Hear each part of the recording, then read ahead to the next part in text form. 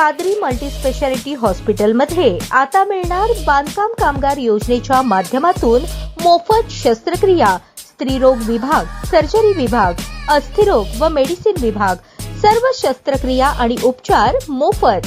पत्ता plot number 10 Majrewadi, नई जिंदगी रोड, अथर्व मंगल कार्यालयाजवळ, सोलापूर।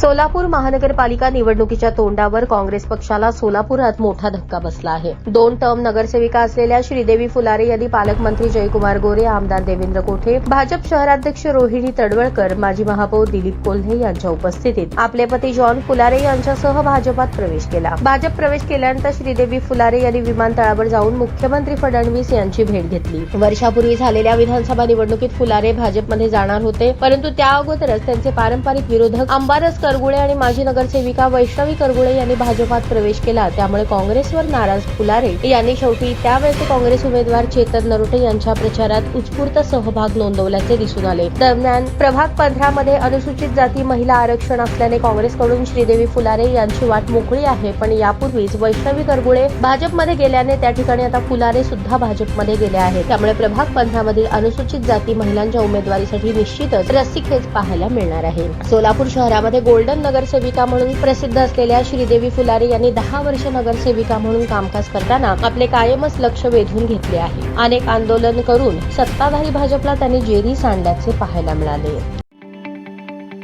ताज्या बातम्या पाहण्यासाठी प्राईम महाराष्ट्र न्यूज चॅनलला सबस्क्राईब करा।